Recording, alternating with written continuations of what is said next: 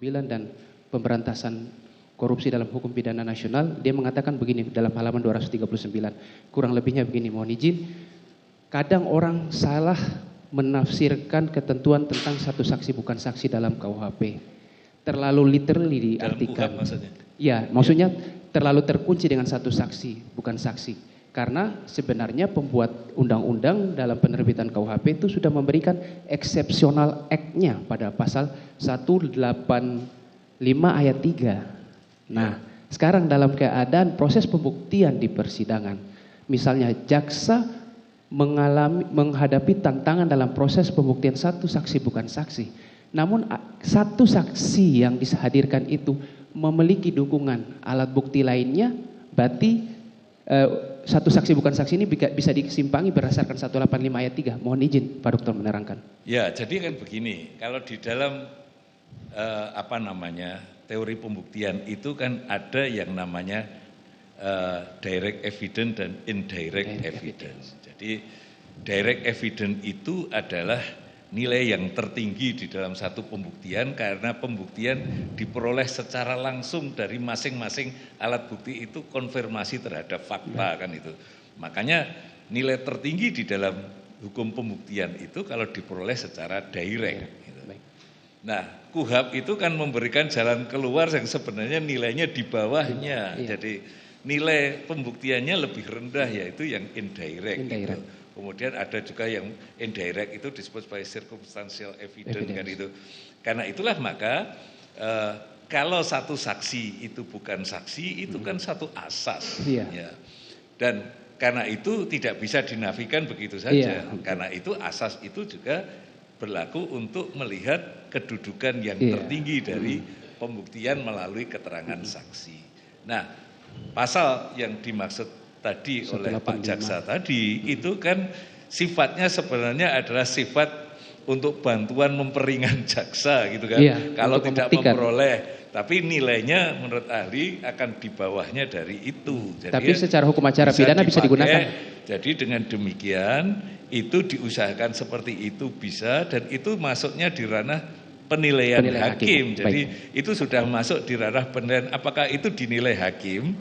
Itu ada kesesuaian antara keterangan saksi yang hanya satu dengan alat-alat bukti yang lain. Itu kan harus diberi penilaian masing-masing. Alat bukti mana yang berkesesuaian dengan keterangan saksi yang satu tadi supaya keterangan saksi tadi jadi bermanfaat.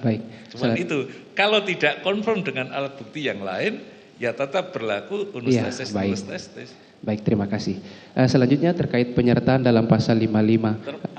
Penyertaan dalam pasal 55, mohon izin Pak Dokter, apakah para pelaku peserta dalam pasal 55 itu secara keseluruhan di antara mereka harus sama-sama melakukan semua perbuatan secara sama yang memenuhi rumusan delik secara keseluruhan, atau di antara para pelaku peserta cukup melakukan beberapa bagian saja khusus terkait pelaku pesertanya? Mohon izin. Tadi sudah saya jelaskan bahwa perbuatan yang dilakukan tidak harus sama. Perbuatan yang dilakukan tidak harus memenuhi seluruh unsurnya masing-masing itu. Tetapi yang penting di dalam turut serta itu adalah terjadinya meeting of mind di antara peserta, yaitu semua peserta harus ada kesepahaman bahwa terwujudnya delik itulah yang tujuan dari perbuatan yang dilakukan adalah agar delik itu terjadi. Gitu. Kalau tanpa itu berarti tidak ada turut serta. Gitu. Tapi perbuatannya masing-masing bisa berbeda-beda. Gitu. Ya. Selanjutnya dengan terkait meeting of mind, Pak Dokter, saya belum langsung ke 55. Mohon izin Pak Dokter, apa sih yang membedakan meeting of mind dalam pasal ketika orang melakukan permufakatan jahat untuk melakukan suatu tindak pidana dalam pasal 88 KUHP dengan meeting of mind dari para pelaku penyertaan dalam pasal 55? Apa yang membedakan meeting of mind di antara permufakatan jahat dengan penyertaan? Ya, kalau permufakatan jahat itu kan sebenarnya mengetahui adanya satu permufakatan untuk terjadinya satu tindak pidana tertentu. Itu kan tindak pidananya juga disebutkan secara limitatif jenis-jenis perbuatan pidana yang dimaksud dalam permufakatan itu. mengetahui adanya rencana untuk dilakukan Dan itu. Itu Nah, yang mana nih, yang permufakatan jahat apa penyertaan? yang permufakatan Permufakatan itu. jahat. Tapi kalau yang penyertaan Penyertaan. itu kan sebenarnya mengetahui akan dilakukannya satu delik dan dia menyetujui untuk ikut menjadi bagian dari itu gitu. Oke, terima kasih untuk saya. Sementara cukup. Saya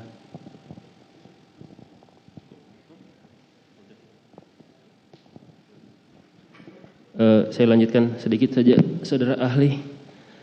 Saya masih ingin menggali lebih dalam tentang meeting of mind tadi ya.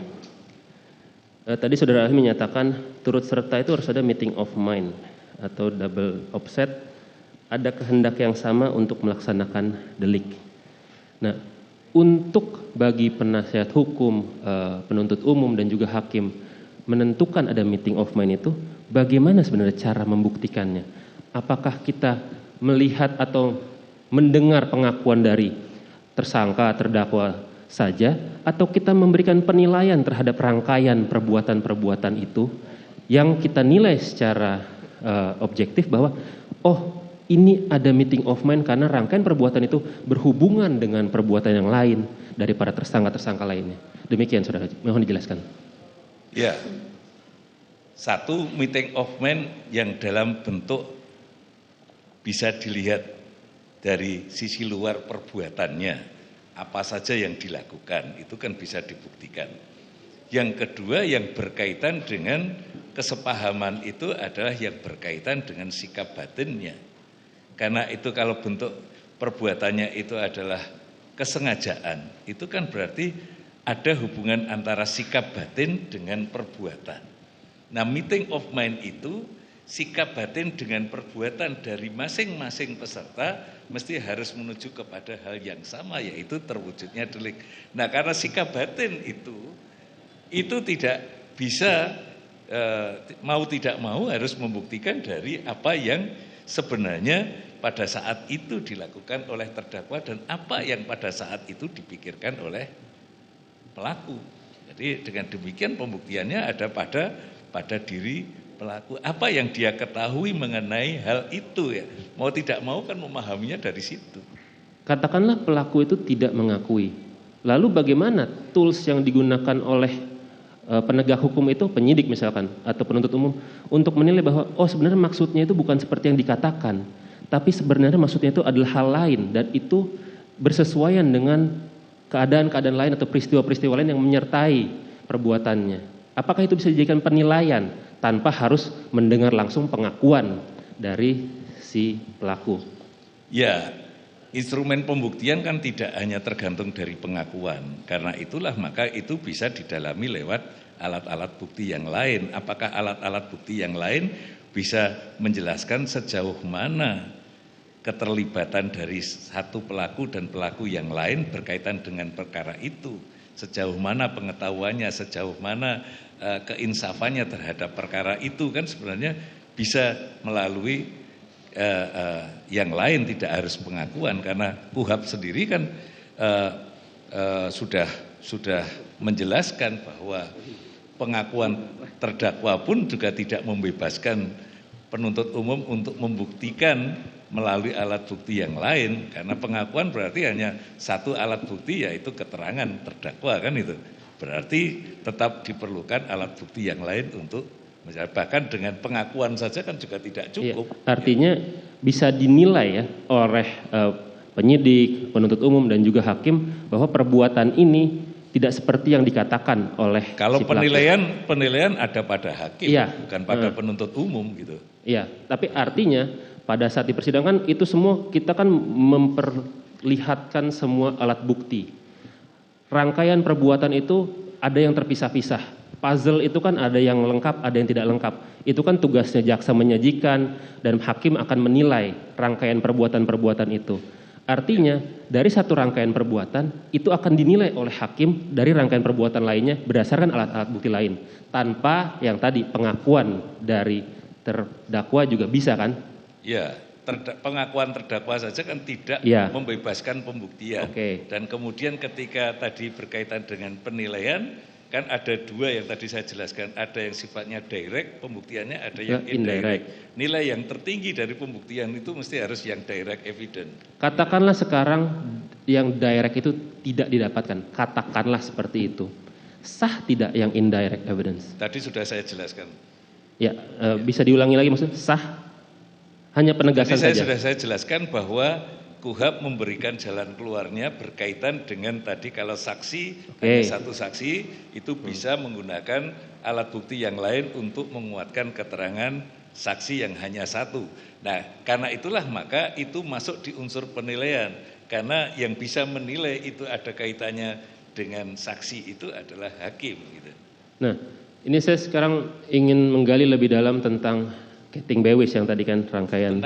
Ketting Bewis yang tadi 185 ayat 3 itu kan satu rangkaian keterangan saksi dengan berkaitan dengan saksi lainnya. Secara keilmuan hukum pidana, hanya terikatkah Ketting Bewis itu sebatas saksi atau keseluruhan alat bukti bisa saling berantai? Karena kalau kita hanya strict atau pakai pendekatan positivisme 185 ayat 3 itu keterangan saksi bersesuaian dengan keterangan saksi lainnya. Tapi dalam praktek, ini mungkin saudara ahli juga punya hasanah pengetahuan yang lebih banyak, itu tidak hanya terbatas dari keterangan saksi yang berantai dengan saksi lainnya. Kadangkala itu keterangan saksi itu bisa berantai dengan keterangan alat-alat bukti lainnya. Kalau kita masuk ke petunjuk kan itu terbatas antara surat, keterangan saksi dan juga terdakwa. Ya.